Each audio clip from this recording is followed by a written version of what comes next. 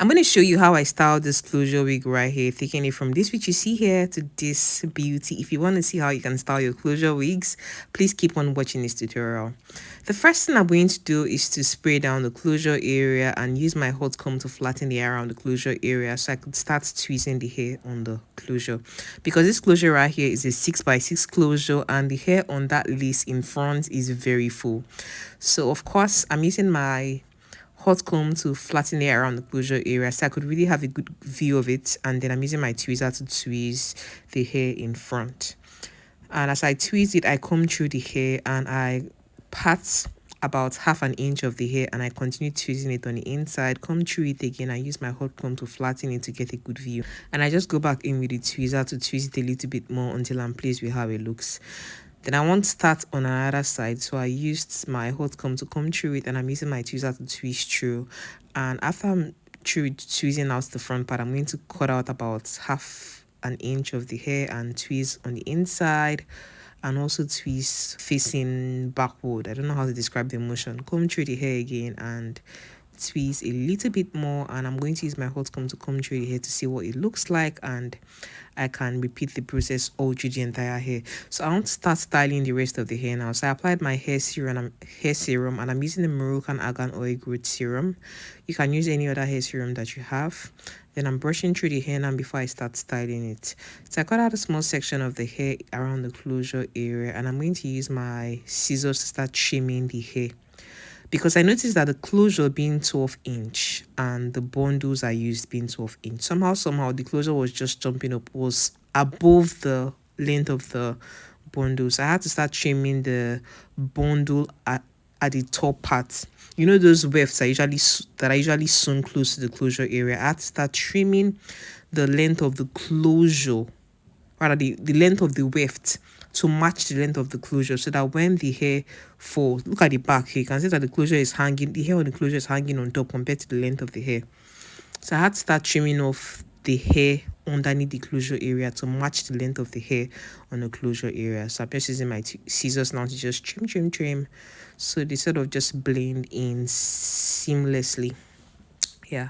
So after cutting the hair, I'm going to start coiling it right now, and I'm using my 25mm coiling wand, and I'm coiling it in an upward direction because I want the curls to be bouncy. I don't want hidden curls. I want the curls to be obvious and beautiful. So after coiling the hair, I clip it on top with my hair clip. And while I'm still trying to style the hair, I try as much as possible to ensure that the hair is going in the right direction, and I coil it really well and clip the hair on top.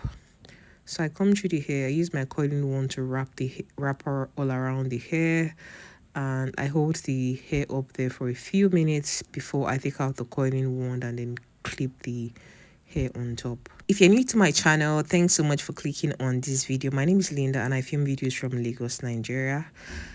Yeah, so I have over, well, I say 300 videos on about hair extensions, hairstyling, how to start your hair business. I even have ebooks. I have a book also on Amazon on how you can start your hair business. There's a lot of information in this book that can literally just be like your Bible, or rather your encyclopedia, your guide, that can really just help you in your hair business. Even for somebody who is already in the hair business, you just need something that encourages you at the moment where you feel discouraged. Stories I share with you can be of immense help in that book, and also the tips that I share with you. So check the link in my description box if you'd like to purchase my ebooks on how to start your hair business and hair extensions and how to test its quality. So back to styling the hair. You notice that I've literally covered half of this hair on camera, and it's a repetitive process. I don't know what's wrong with me. I can barely speak these days. I think I'm just nervous or something. It's just something. Okay, so I've completely coiled the entire hair now. This is what it looks like after the coiling process.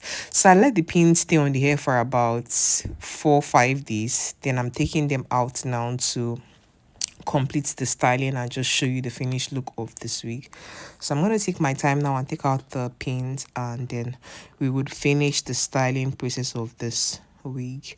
If you're watching this video so far and you haven't given it a thumbs up, please thumbs up this video, share it with somebody who's also going to get value out of it, and please subscribe to my channel if you are not yet subscribed. What I'm doing now is to style this wig as a Cpart, because I decided that yes, it's a 6x6 closure, so why not show off the wideness of the closure? Why not just, you know, flaunt that beauty that is a 6x6 closure? So after I patted out the Cpart, what I did next was to spray my heat protectant spray and comb through the closure area with my hot comb. And while I come to the closure area with my hot comb, what I'm going to do next is to just sort of extend the pattern towards the back of the head to ensure that it looks more seamless and more professionally done. Like it looks really well styled. Yeah, I think that's the better word to say, or better word to use. I want the wig to look like it was done like by a pro. Yeah. Okay, so I keep on trying to flatten the hair around the closure area, apply my hair wax to lay any flyaway hairs down, and I keep on combing through the hair. And I go in with the tail end of that comb to ensure that C part is like a perfect C. And if there's any hair that's not going in any direction that it needs to go, I take it out, I reapply my hair wax, spray the heat protectant spray, and comb the hair down to get it in the right direction. And I like how the pattern is looking right now.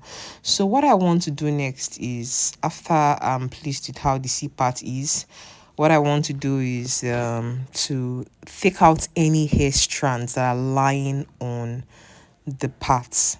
You know, it's one thing for you to part the C part and style it down to be flat there, but you want to ensure that you sort of take out any hairs that are not going in the direction that you want it to go.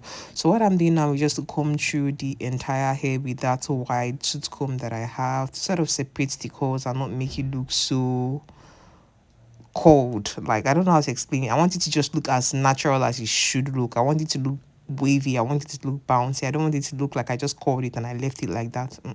That's the reason why I comb through the curls. So I'm just using my hot comb now to style the closure area a little bit. I'm still going to go back to clean out the parts, but just watching me style the rest of the hair before I clean out the parting area first. Yeah, so I'm just still playing with the hair. So what I'm doing right now is I'm using my T-pin, the T-pin now, to clear the closure area. That's the pattern. Just take out any of all those hairs that are along that part. And after taking out the hairs that are along that part, what I'm going to do is I'm going to use my concealer. You want to ensure that, let's say a client has already bought a particular wig you're styling, and you're styling that wig for yourself, get the concealer shade that you use for highlighting your skin and put it along the pattern of the closure.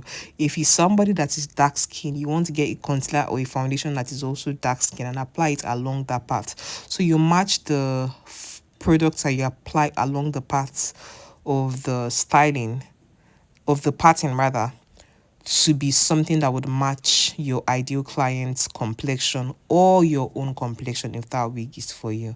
So I'm just going to just further style the closure area with that hot comb, and then I'm applying my concealer right now, and I'm using the Eddie Girl Pro concealer in the shade Fawn. Yeah, Fawn, that's Fawn right there.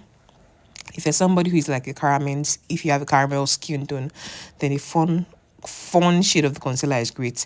So I'm spraying that Tresemme hairspray along the closure area just to ensure that the hair lays flat and it just stays the way it is without moving. So guys, this is the finished look. Tell me what you think about how this wig turned out in the comment section. If you'd like to purchase this wig, also send me a DM on Instagram. It's available for sale. Thank you so much for watching. Remember, people would have courage to be positive life, and I'll see you in the next one.